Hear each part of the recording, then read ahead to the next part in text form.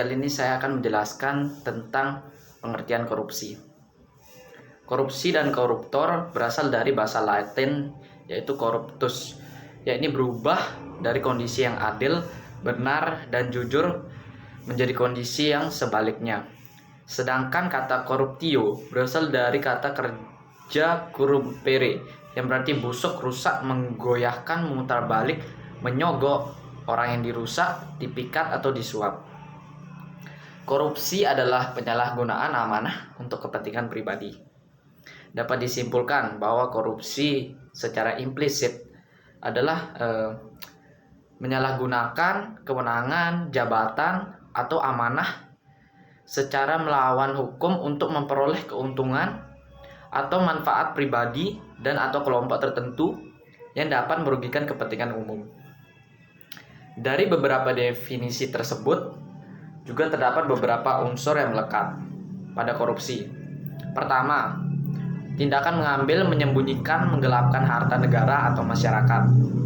Kedua, melawan norma-norma yang sah dan berlaku. Lalu yang ketiga, penyalahgunaan kekuasaan atau wewenang atau amanah yang ada pada dirinya. Keempat, demi kepentingan diri sendiri atau pribadi ataupun keluarga, kerabat, korporasi atau lembaga instansi tertentu. Yang kelima, yaitu merugikan pihak lain baik masyarakat maupun negara. Berikutnya saya akan memberikan contoh kasus korupsi di Indonesia. Yaitu yang pertama itu kasus korupsi yang sangat besar yang terjadi di tahun 2020 ini, yaitu kasus dugaan suap Menteri Sosial Juliari Batubara. Ya, jadi pada 6 Desember 2020 lalu, KPK menetapkan Menteri Sosial Juliari Batubara sebagai tersangka kasus dugaan suap bantuan sosial COVID-19. KPK menduga Juliari menerima uang sebesar 8,2 miliar. Atas kasus ini, KPK menetapkan 5 orang tersangka, yaitu sebagai tersangka penerima suap Menteri Sosial Juliari Peter Batubara, Matius Joko Santoso, Adi Wahyono, sedangkan tersangka pemberi adalah Ardian IM dan Hari Sidabuke. Tersangka Ardian IM dan Hari Sidabuke telah menyiapkan uang dugaan suap sebesar 14,5 miliar di sebuah apartemen daerah Jakarta dan Bandung sebelum ditangkap KPK. Uang 14,5 miliar tersebut disimpan di dalam 7 koper, 3 ransel, serta amplop kecil. Ya, sekian dari saya penjelasan korupsi dan pemberian contoh korupsi yang ada di Indonesia. Sekian dan terima kasih.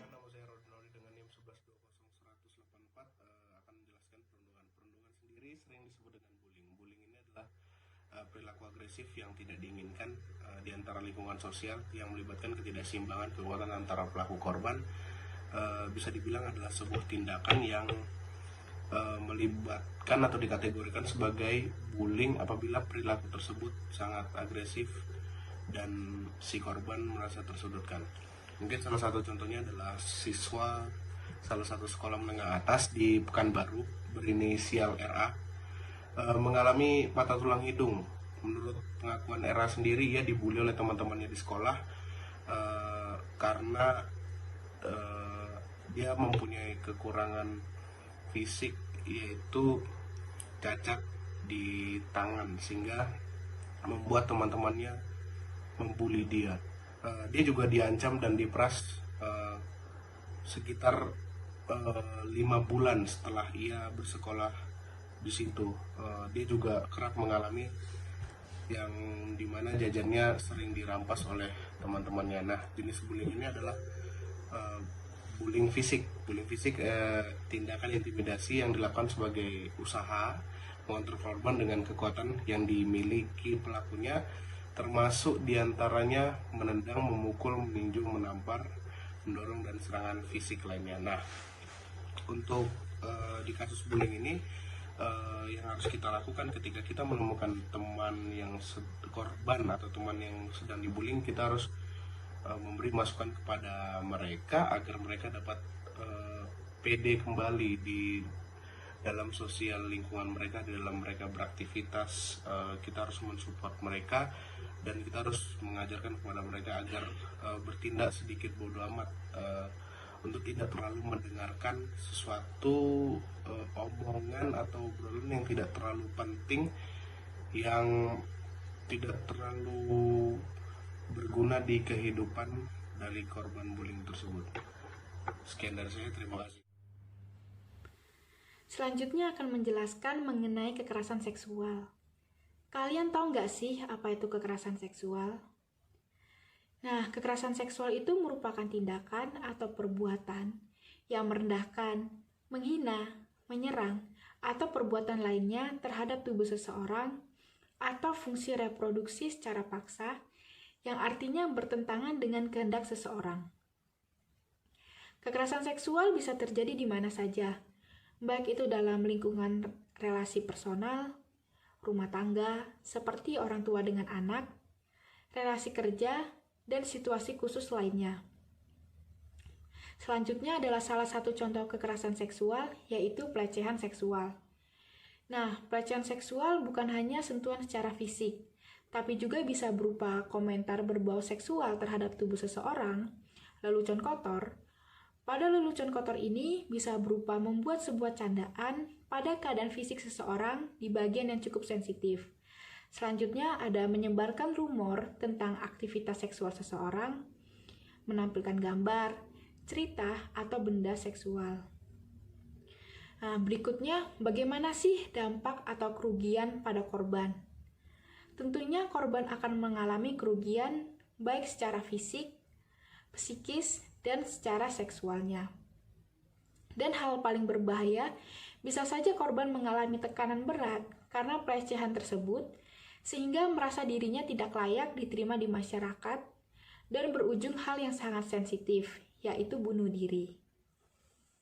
Oke, setelah mengetahui apa itu kekerasan seksual, kita langsung masuk ke dalam contoh kasusnya yang baru aja terjadi di Indonesia pada bulan Mei 2021. Ya, dilansir dari sebuah website yaitu regional.kompas.com, kasus ini terjadi pada seorang remaja wanita yang masih berusia 16 tahun di Amuntai, Kabupaten Hulu Sungai Utara, Kalimantan Selatan, yang telah diperkosa oleh 17 orang pria secara bergilir. Nah, 9 dari 17 pelaku telah ditangkap oleh Polres setempat di waktu dan tempat yang berbeda. Dan juga salah satu pria ini adalah pacar dari korban sendiri. Dan yang lebih mengenaskan lagi yaitu aksi pemerkosaan ini tidak terjadi dalam waktu dan tempat yang sama. Kejadian ini terjadi mulai bulan April hingga bulan Mei lalu. Dan sebelum melakukan aksi tersebut, sang korban dipaksa oleh para pelaku untuk minum minuman keras. Saat ini, para pelaku telah dijerat pasal Undang-Undang Perlindungan Anak dengan ancaman kurang lebih 4 hingga 15 tahun penjara. Berdasarkan kasus tersebut, dapat kita ketahui bahwa masih kerap terjadi tindakan kekerasan seksual pada anak di bawah umur. Dalam hal ini juga perlu dipertanyakan tentang pergaulannya. Jika memang si korban pergaulannya terlalu bebas gitu ya, maka kemungkinan besar tindakan pemerkosaan itu bisa aja terjadi. Namun jika pergaulan si korban itu sudah dijaga dengan baik, maka kejadian ini memang keseluruhan salah dari seorang pelaku. Jadi dalam kasus ini kita tidak bisa 100% menyalahkan dari sisi pelaku, tapi kita harus mengetahui dulu jenis pergaulan dari sang korban. Maka dari itu saat ini kita juga penting untuk memilah dan memilih lingkup pergaulan di sekitar kita. Pilihlah teman dan orang-orang di sekitar kita yang dapat diajak untuk melakukan hal-hal yang baik dan dapat bermanfaat bagi banyak orang. Dan juga dalam hal ini perlu dan pentingnya peran orang tua dalam membimbing dan memperhatikan anaknya dari jauh agar terhindar dari kasus-kasus yang seperti ini. Nah, nama saya Adi Pramana Untoro. Pada kesempatan kali ini, saya kebagian tugas untuk membahas tentang intoleransi. Sebagaimana dijelaskan pada materi MKU Pancasila pada minggu sebelumnya, intoleransi merupakan tindakan yang bersifat non-toleran, yaitu di mana tindakan yang tidak toleransi. Aspeknya bisa jadi beberapa hal, bisa jadi agama, bisa jadi suku, bisa jadi ras, politik bahkan, dan lain sebagainya. Nah, kemudian saya menemukan sebuah contoh kasus di mana kasus ini terjadi ketika pada saat pandemi ini sedang berlangsung, yaitu seorang keluarga di suatu tempat. Nah, keluarga ini mengadakan acara keagamaan di kediamannya, dikarenakan sesuai dengan anjuran pemerintah yaitu PSBB, disarankan agar masyarakat beribadah di rumah masing-masing, dan kebetulan keluarga ini menaati anjuran tersebut. Namun yang terjadi adalah terdapat 2 orang yang datang ke rumahnya dan membubarkan acara tersebut karena dikira merupakan kerumunan. Sedangkan padahal itu hanya di keluarga itu sendiri, di rumah itu sendiri. Jadi di sini dapat kita lihat bahwa terjadi tindakan intoleran antara masyarakat yang beragama. Nah, menurut saya alangkah baiknya agar lain kali dilakukan tindakan yang lebih baik dan yang tidak menyinggung sesama umat lain serta tindakan yang lebih bertoleransi. Sekian dari saya, terima kasih. Baik, sekian penjelasan dari kelompok kami mengenai anti KPKI. Sekian dan terima kasih.